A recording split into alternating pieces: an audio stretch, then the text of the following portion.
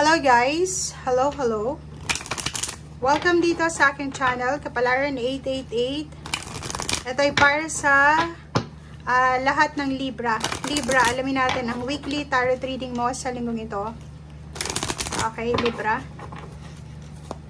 I hope na makaresonate ka dito.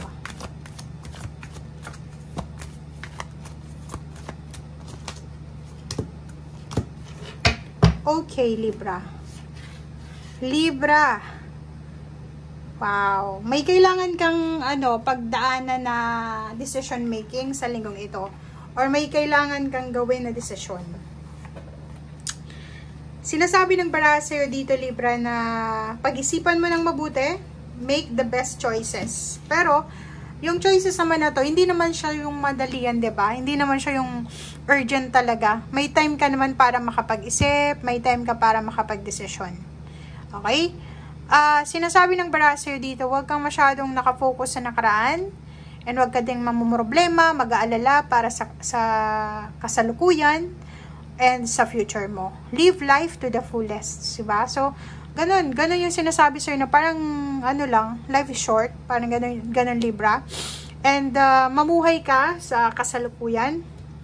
Huwag kang papadala sa temptation na, kailangan kong mag-alala para sa future. Kung ano yung mangyayari sa future. Kailangan kong balikan yung nakaraan. Maraming tao yung nanakit sa akin or kano pa man. So, move on, forgive, forget, and start new. Parang ganun yung sinasabi ng baraha.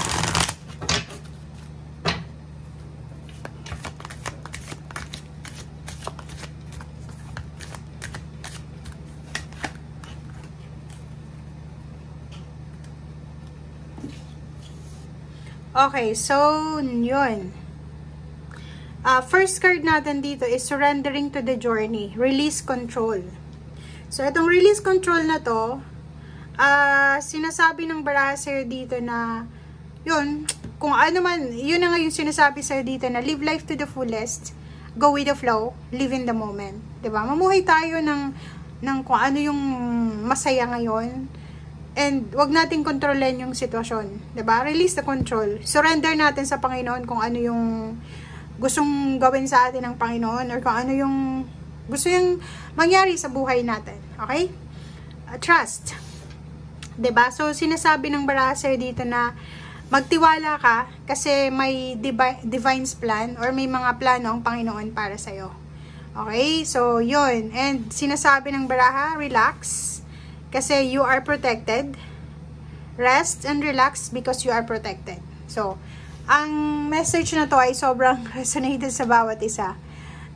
Pwedeng may mga Libra ditong masyadong nag-worry or nag-aalala para sa kanilang hinaharap sa future. Or pwedeng masyadong nag-aalala para sa nakaraan.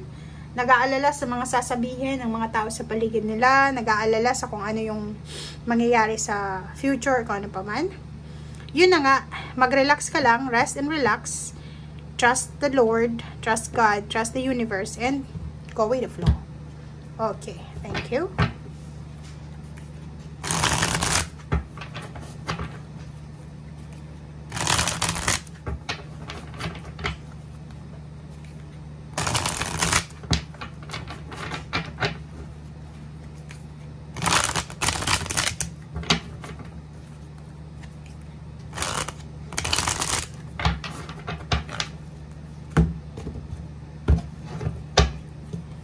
Okay, first card dito is, wow, good karma, 6 of Autumn.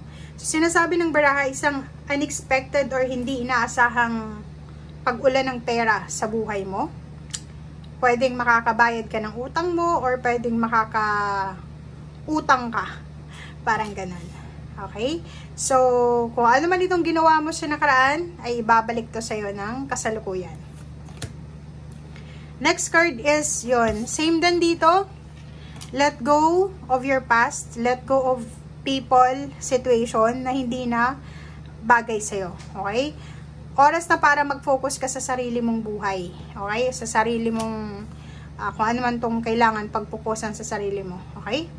6, Chariot. Sinasabi number 7 na may success na posible kang matanggap.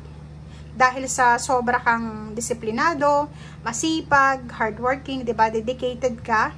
So, may mga celebration ng accomplishment dito. Nasa spotlight ka ngayon, Libra. So, pwedeng may mga message of congratulatory dito, or pwedeng merong celebration of accomplishment. Okay, Princess of Bottom, yun, tingnan mo, pareho din. Isang good news tungkol sa career, sa promotion, scholarship, or sa mga plano mo na matagal mong trinabaho. So, kung ano man itong balita na to, ano man ang good news, ano man itong information na to na matatanggap mo, confirmation, dahil yan sa naging masipag ka. Tapos na yung mga delays, okay? Wala na yung mga distractions, wala na yung mga procrastination delays or kano pa man, dahil may isang napakabilis na unexpected good luck, good fortune na posibleng mangyari sa'yo. Pwedeng may travel kang gagawin, mayroon kang relocation, may bagong sasakyan, may bagong bahay, bagong relationship, or kano pa man. Okay? So, huwag kang babalik sa dati mong habit. It's either unhealthy habits, unhealthy lifestyle, or kano pa man. And yun, be courageous, stand up for yourself, and huwag kang magbaback down. For winter, yun, iset aside mo yung mga concerns mo sa ngayon. Huwag ka munang gagawa ng desisyon, diba? Huwag kang gagawa ng desisyon nang hindi mo pinag-iisipan. May mga solusyon ka na gustong gawin, lalo na sa buhay mo sa ngayon, sa mga pinag-iisipan mong, sa mga problema na gusto mong solusyonan. Pero kung hindi ka naman sigurado, sinasabi ng bara, pag-isipan mo muna, okay? If ever kailangan mo matulog, magpahinga, yun muna yung i-prioritize mo bago ka gumawa ng decision making. Okay? So yun, ang dami ditong barahan na nagsasabi na may prosperity in abundance, good luck, financial windfall, leadership skills, or pwedeng mga unexpected na tulong, suporta na darating sa'yo.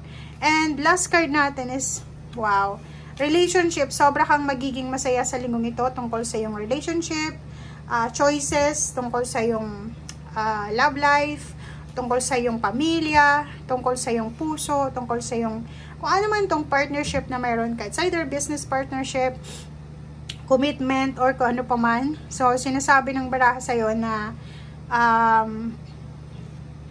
maganda yung takbo, yung flow ng energy dito regarding sa relationship. It's either single ka or married or may live-in partner.